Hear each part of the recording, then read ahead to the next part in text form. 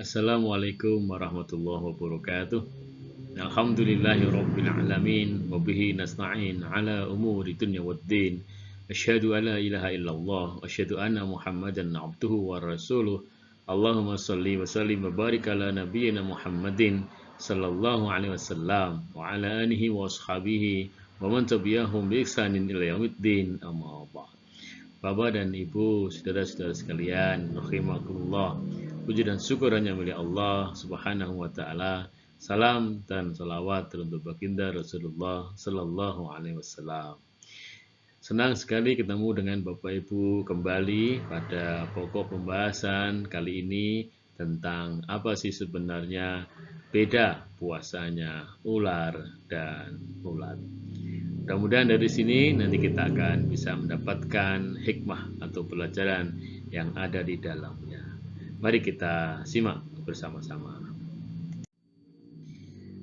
Hadirin yang saya muliakan, Allah Subhanahu wa taala sebenarnya mengapa mewajibkan kita berpuasa? Karena ada tujuan yang sangat mulia di dalamnya, yaitu agar kita menjadi manusia-manusia yang bertakwa. Firman Allah, A'udzubillahi minasyaitonirrajim. Bismillahirrahmanirrahim. Ya ayyuhalladzina amanu kutiba alaikumusyamu kama kutiba alal ladzina min qablikum la'allakum tattaqun. Artinya, wahai orang-orang yang beriman, diwajibkan atas kalian berpuasa sebagaimana telah diwajibkan atas orang-orang sebelum kamu, agar kamu sekalian bertakwa kepada Allah Subhanahu wa taala. Kalimat ya ayyuhalladzina amanu adalah kalimat yang sifatnya umum atau general, dipakai oleh Allah Subhanahu wa taala memanggil seluruh orang-orang yang beriman, baik imannya masih tipis atau imannya sedang atau imannya sudah tinggi, dipanggil dengan panggilan yang sama, yaitu ya ayyuhalladzina amanu. Kemudian perintahnya pun sama, kutibu alaikumussyam, dituliskan, diwajibkan atasmu untuk berpuasa, kama kutibu alal ladzina min qablikum, seperti telah diwajibkan atas kaum-kaum sebelum kamu. Dan tujuan utamanya sangat mulia, la'allakum tattaqun, agar kamu dan kaum-kaum sebelum kamu itu bertakwa kepada Allah Subhanahu wa taala. Mengapa kita harus menjadi orang yang bertakwa? Karena takwa menurut Allah adalah bekal terbaik. Mari kita simak mengapa takwa itu merupakan bekal terbaik untuk sebuah perjalanan menuju akhirat. Firman Allah Subhanahu wa taala di dalam Al-Qur'an surat Al-Baqarah ayat yang ke-197. Fa inna khairaz zati taqwa. Sesungguhnya sebaik-baik perbekalan adalah ketakwaan kepada Allah Subhanahu wa taala. Mengapa kita diperintah oleh Allah Subhanahu wa taala membawa bekal takwa? Karena bekal takwa inilah bekal yang akan mampu mengantarkan kita menjadi manusia terbaik. Terbaik di depan Allah, terbaik di depan manusia. Sehingga kita akan bisa menjadi manusia yang dikenal di langit, tapi juga dikenal di bumi. Bapak Ibu rahimakumullah, mari kita belajar sejenak dari pelajaran ibadah puasa itu. Dari puasa, Bapak dan Ibu sekalian, kita belajar tentang kedisiplinan. Kapan itu? Yaitu saat kita diajarkan kapan kita mulai berpuasa dan kapan kita berhenti berpuasa. Ada 6 persyaratan ibadah puasa secara lahiriah dan 6 persyaratan ibadah puasa secara batiniah. Menurut Imam Abu Hamid Al-Ghazali, 6 persyaratan puasa lahiriah itu adalah, yang pertama, kita harus tahu kapan mulai puasa dan kapan berakhir puasa. Yang kedua, berniat secara jelas. Yang ketiga adalah menahan diri dari memasukkan makanan atau minuman atau nutrisi ke dalam tubuh, kecuali vaksin dan obat. Kemudian yang keempat, menahan diri tidak berhubungan suami istri bagi yang telah memiliki suami atau istri, apalagi yang belum. Kemudian yang kelima adalah menahan diri untuk tidak onani atau masturbasi bagi yang belum. Yang keenam adalah menahan diri untuk tidak memuntahkan sesuatu secara sengaja, ya, memasukkan tangan ke mulut, ya, sehingga kemudian menjadi muntah. Nah, itu tidak diperkenankan, ya, menurut Imam Abu Hamid Al-Ghazali sebagai sebuah persyaratan puasa lahiriah. Artinya kalau kita telah menjalani yang 6 itu berarti kita telah menjalani proses puasa secara lahiriah. Nah, ada 6 persyaratan lagi untuk puasa batiniah, yaitu menahan diri dari mata, telinga, hidung, dan anggota tubuh lainnya untuk tidak berbuat dosa. Nah, kemudian juga kita menahan diri untuk tidak sangat bernafsu ketika berbuka di sore hari. Dan yang keenam adalah menghindarkan diri dari keinginan-keinginan selain kepada Allah Subhanahu wa Ta'ala. Nah, maka esensi dari 6 persyaratan puasa batiniah ini pun juga ada pada kemampuan kita mengendalikan diri. Mengendalikan diri dari mata, dari telinga, dari lidah, dari anggota tubuh lainnya, kemudian pengendalian diri dari sisi nafsu untuk makan ketika berbuka, dan juga pengendalian diri dari sisi hati, niatan selain kepada Allah Subhanahu wa Ta'ala. Maka dengan demikian kita akan banyak belajar dari sini tentang kapan mulai dan kapan berakhir puasa itu. Kita akan belajar tentang kedisiplinan. Pasti orang akan sangat disiplin ketika berbuka, ya. Demikian juga disiplin ketika memulai ibadah puasa. Nggak ada lagi orang yang masih makan ketika adzan fajar, ya, adzan subuh.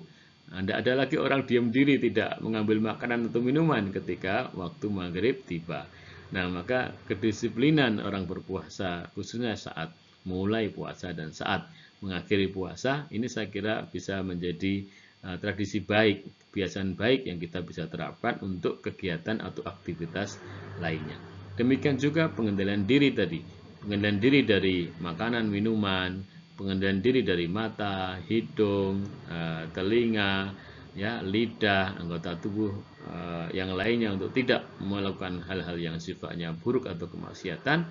Ini bagian dari latihan untuk pengendalian diri. Karena pada esensinya asyam al-imsak anisyai wa tarkulahu. Karena puasa itu pada esensinya adalah mengendalikan diri, menahan diri dari segala sesuatu dan menghindarinya. Nah, oleh karena itu orang yang memiliki kebiasaan berpuasa ini mestinya akan semakin bagus dalam hal kemampuannya untuk mengendalikan diri. Demikian juga selama berpuasa kita juga belajar tentang saling menghargai, baik sesama orang yang berpuasa maupun orang yang berpuasa kepada orang yang tidak berpuasa, maupun orang yang berpuasa kepada orang yang tidak berpuasa, akan bisa saling menghargai satu dengan yang lainnya, saling bisa tenggang rasa antara yang satu dengan yang lainnya. Ini saya kira pelajaran yang sangat luar biasa bagusnya.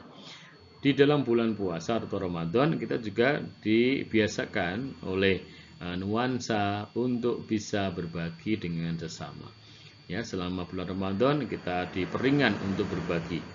Ya, baik itu bentuknya sedekah, bentuknya infak, ya, bentuknya zakat, apapun bentuknya tidak menjadi masalah. Pada esensinya kita belajar berbagi kepada sesama. Saya kira ini suatu praktik baik yang perlu dilestarikan dan perlu dijaga konsistensinya. Demikian juga Bapak dan Ibu sekalian, di dalam bulan Ramadan ini kita belajar mensyukuri semua nikmat Allah Subhanahu wa Ta'ala yang telah diberikan kepada kita. Maka sarannya atau nasihatnya adalah fokuslah kepada apa yang kita miliki. Jangan fokus kepada apa yang dimiliki oleh orang lain. Selama berpuasa kita diminta fokus pada diri sendiri untuk perhatikan apakah puasanya telah berdasarkan keimanan atau belum, telah ikhtisaban atau belum. Nah, ini kita praktikkan ya, bagaimana kita memperhatikan diri sendiri. Demikian juga terhadap nikmat-nikmat Allah. Kita diminta oleh Allah, dinasihati oleh Allah untuk fokus kepada nikmat yang telah diberikan kepada kita, bukan fokus kepada nikmat yang telah diberikan kepada orang lain. Karena nanti impact-nya akan sangat tidak. Kita memiliki rumah. Kalau kita fokus pada rumah kita sendiri, kita akan perhatikan rumah kita. Apa yang kurang dari rumah kita, maka kemudian kita akan perbaiki, kita akan sempurnakan sehingga menjadi rumah yang semakin nyaman untuk kita diami atau kita tinggali. Demikian juga kita punya nikmat namanya pasangan hidup, istri atau suami. Kalau kita fokus pada pasangan hidup kita sendiri, maka kita akan perhatikan dia, kita akan peduli kepadanya, dan kita pun akan semakin tahu apa kekurangannya, yang kemudian kita akan membantu untuk menyempurnakannya, sehingga kebahagiaan itu akan kita peroleh. Ya, demikian juga kendaraan. Kita fokus pada kendaraan kita sendiri, tidak perlu fokus pada kendaraannya orang lain, sehingga kita akan peduli, kita akan perhatikan, kita akan rawat kendaraan kita, sehingga menjadi kendaraan yang semakin nyaman kita naiki, karena kita selalu merawatnya. Inilah pelajaran penting dari ibadah puasa selama bulan Ramadan, yang kita bisa terapkan di dalam kehidupan sehari-hari. Bapak Ibu rahimakumullah yang saya muliakan, mari kita bahas sekarang hakikat puasa. Allah Subhanahu wa taala telah memberikan gambaran melalui ayat-ayat kauniyahnya kepada kita semua tentang kegagalan dan keberhasilan puasa. Mari kita lihat bagaimana puasanya ular dan bagaimana puasanya ulat. Lalu nanti kita akan memilih seperti puasanya siapa. Itu adalah pilihan bagi kita semua. Puasanya ular, Bapak dan Ibu sekalian, kita bisa lihat ya. Ular itu berpuasa karena untuk memperpanjang hidupnya. Jadi secara hukum alam atau sunatullah, ketika seekor ular ingin memperpanjang umurnya, maka dia harus mengganti kulitnya. Nah, ketika ular ini akan mengganti kulitnya, maka dia mau nggak mau harus melakukan pengendalian diri untuk tidak makan dan tidak minum beberapa saat atau beberapa hari atau beberapa minggu. Kemudian pada waktunya kulitnya akan berubah, ya, kulit yang lama akan ngelungsungi, gitu ya, kulit yang lama akan lepas dan kemudian kulit yang baru akan tumbuh. Nah, namun walaupun kulitnya telah berganti baru, maka kita bisa lihat wajahnya tidak berubah. Tetap wajah ular yang menakutkan untuk sebagian orang, atau secara umum kita sebut wajah yang tidak humanis.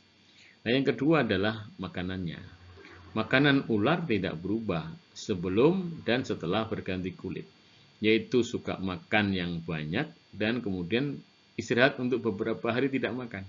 Misalnya makan 1 ekor ayam, kemudian berhari-hari tidak makan. Itu adalah kesukaan menimbun makanan.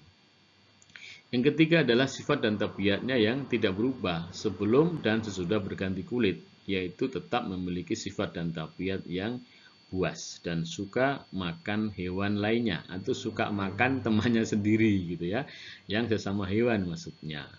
Nah, ini puasanya ular. Jadi sebelum dan sesudah puasa ternyata tidak mengalami perubahan sifat dan tabiat, tidak mengalami kesukaan sebelum dan sesudah berpuasa, yaitu menimbun makanan, dan tidak mengalami perubahan perwajahan atau penampilan sebelum dan sesudah berganti kulit, atau sebelum dan sesudah puasanya tadi itu.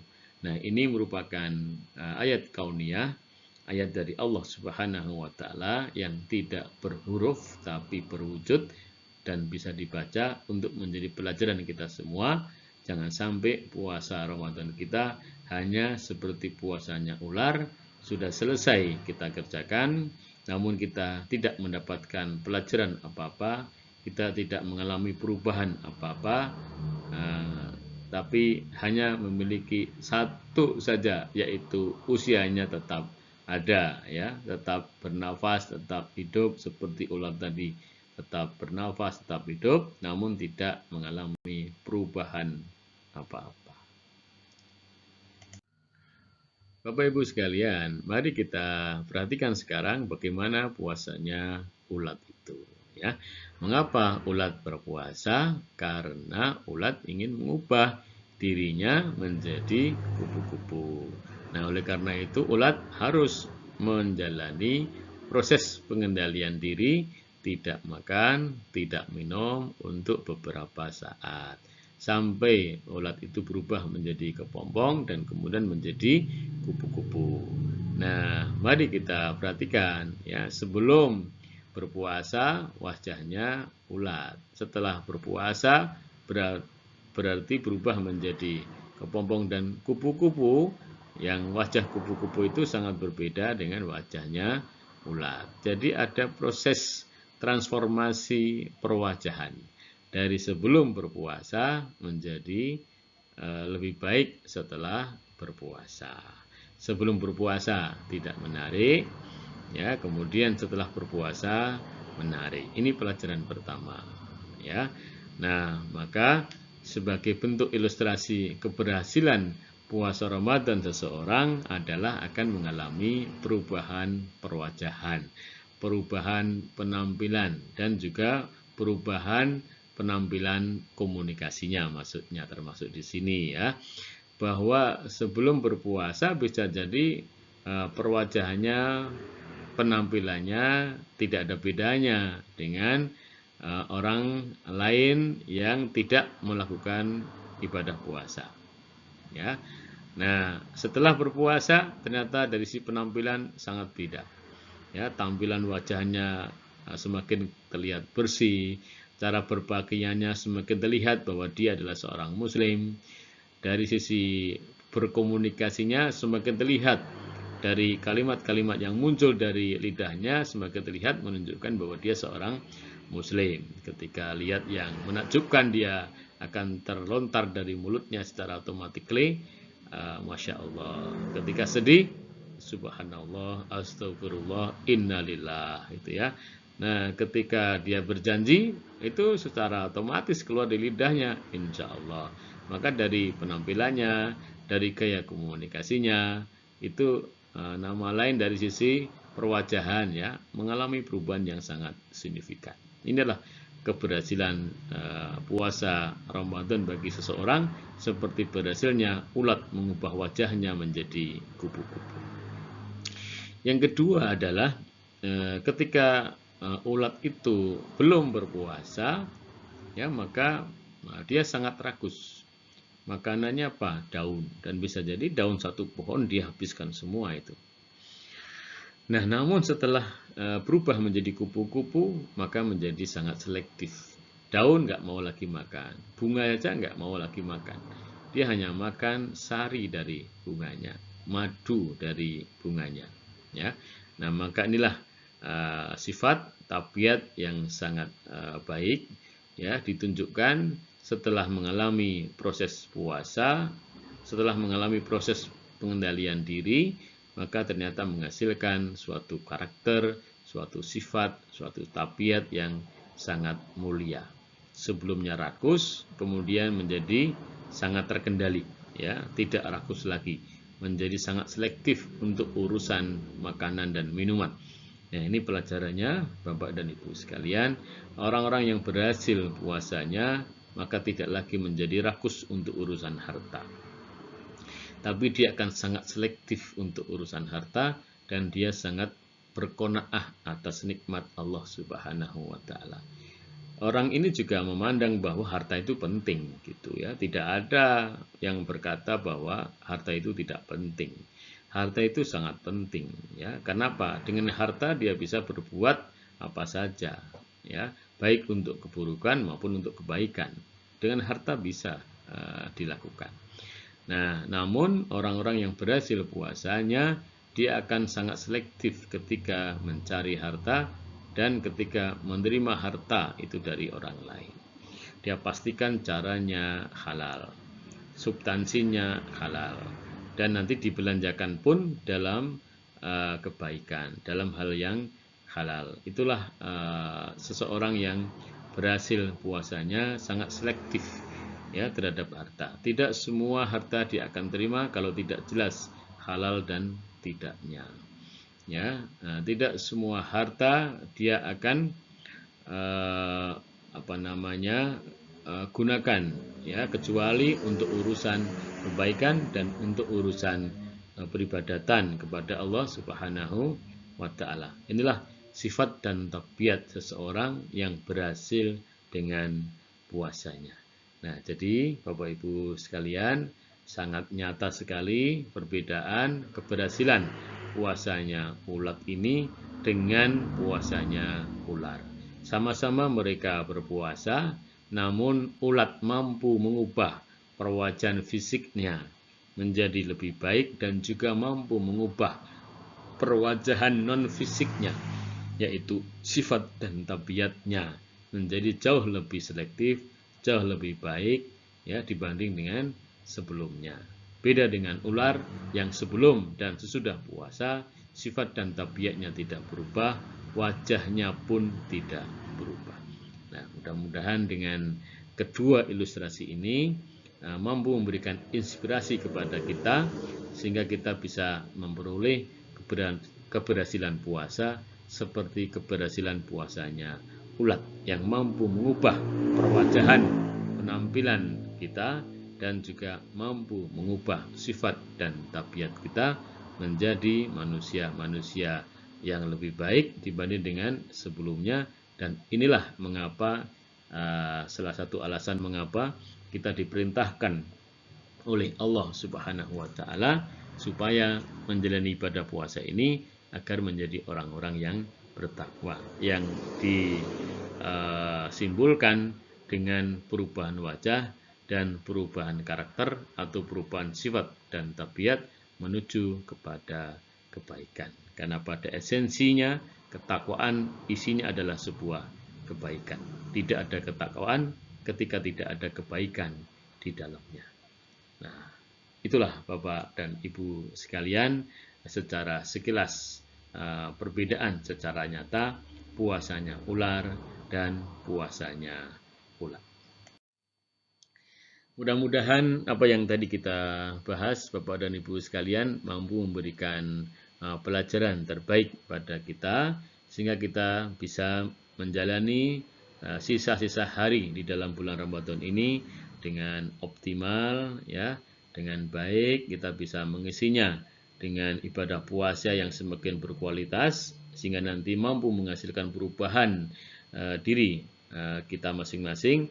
Dan juga kita mudah-mudahan ya diberikan oleh Allah Subhanahu wa taala untuk menjalani ibadah-ibadah lainnya termasuk ibadah sholat malam, ibadah bentuknya berbagi, baik itu sedekah, infak maupun zakat, yang semua itu akan menjadi catatan atau record hidup kita selama di dunia ini dan mudah-mudahan kelak menjadi bekal terbaik kita untuk menghadap Allah Subhanahu wa taala. Terima kasih, ada kekurangannya saya mohon maaf dan mudah-mudahan bermanfaat untuk diri saya pribadi dan juga keluarga dan juga untuk kebaikan Bapak Ibu semuanya. Ada kekurangannya, sekali lagi saya mohon maaf yang sebesar-besarnya. Billahi taufiq, wassalamualaikum warahmatullahi wabarakatuh.